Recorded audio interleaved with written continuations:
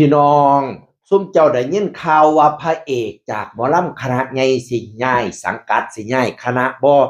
หมอลำคำผุนร่วมมิตรคำผุนร่วมมิตรเป็นหมอลำดังระดับต้นๆของประเทศไทยอีกหนึ่งคณะที่มีงานแบบติดกันเหมือนกันนะไม่น้อยหน้าน้อยตาเหมือนกันนะคำผุนร่วมมิตรบัดนี้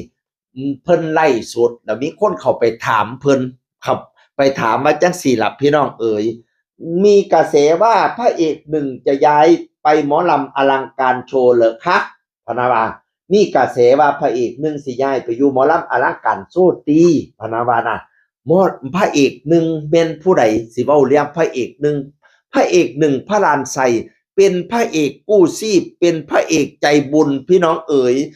เล่ามาเฮ็ดงานกู้ชีพย่ำหมอลำปิดฤดูกาลพักวงย่ำใดแล้วก็สิไปแล่นรถกู้ชีพซอยคนอุบัติเหตุซอยคนฉุกเฉินเงินที่ได้จากการแสดงหมอลำน่ะเอาไปทุ่มกับกิจกรรมกู้ชีพช่วยเหลือผู้คนแบบเป็นอาสาเด้บ่มีรายได้เด้การเป็นกู้ชีพเนี่ยพี่น้องเอ๋ยขนาดรถกู้ชีพนั่นเล่าออกเองซื้อเองบ่ได้อาศัยเงินจากหน่วยงานราชการมูลนิธิทั้งใดอะไรทำไมทั้งสิ้น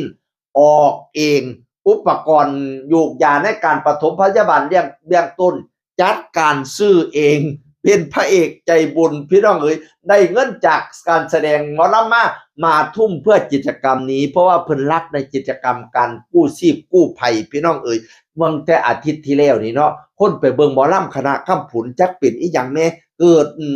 หัวใจหยุดเต้นแล้วก็ฟ้าวลงไปปั๊มหัวใจให้เขาตัวเขาเอิ้นว่าพระเอกกู้ชีพพระเอกใจบุญหนึ่งพระลานชัยพี่น้องบัดนี้คนกันให้มาไล่แล้วมาแต่เขียนของเสียมาไล่ดิเติมยาปฐมพยาบาลเติมยาคู่ชีพประมาณว่าคนเอาไปซอยแล้วเอาให้มาไล่นี่เอาไปซอยซื้อยาซื้อหยังเด้อประมาณนี้พี่น้องเอ๋ยบัดนี้มีกระแสว่าเราสิย้ายไปอยู่หมอลำอลังการโซตีว่าซั่นคนถามเข้าไปในเพจของหมอลำคำผุนร่วมมิตรบัดนี้พอได้เห็น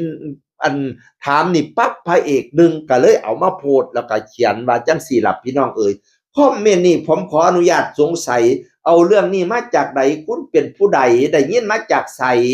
ว่าผมสิย้ายไปอยู่นั่นอยู่นี่ตัวผมเองบ่เคยมีความคิดว่าสิออกจากวงเลยได้ยินมาจากไผได้ข้อมูลมาจากช่องทางใดติดต่อทักเฟซมาหาผมแน่มาบอกผมแน่ณเวลานี้ผมคือหนึ่งพระลานชัยคำผุนร่วมมิตรไม่คิดว่าจะไปทางไหนเจ้าได้ยินข่าวมาจากไหนเว้าสู่ข่อยฟังแน่ว่าซั่นว่านั่นล่ะเป็นการยืนยันจากพระเอกหนึ่งพระลานชัยบัดนี้หลังจากโพสต์คำผุนร่วมมิตรก็มาแซ่โพสต์เล่าพี่น้องเอ๋ยแล้วก็ทายแคปชั่นนี่แคปชั่นอันของเราดีก็แล้วก็โพสต์ยืนยันว่าไม่ย้ายล้านเปอร์เซ็นต์หนึ่งพระลานชัยไม่ย้ายล้านเปอร์เซ็นต์ยังสิอยู่กับคำผุนต่อไปช่วงนี้คำผุนเพจคำผุนสิโพสต์หนึ่งพระลานชัยแบบรัวๆเป็นการยืนยันว่าหนึ่งพระลานชัยบ่ย้ายไปใดพี่น้องอันว่าสิย้ายไปอลังการโซนผู้ใดอย่ามาแต่งอย่ามาหาเบามาหาเสียงลือเสียงเราอ้างไปทั่วทิพย์ทั่วแอนออกจากปากผู้ใดอย่ามาหาแต่งแล้วบัดนี้หมอลำอลังการโซแม่นผู้ใดหมอลำอลังการโซเป็นหมอลำเสียงวิหกบริหารโดยบอสนกบอสนุและผู้จัดการใหญ่ซึ่งจะเปิดในฤดูกาลหน้านี้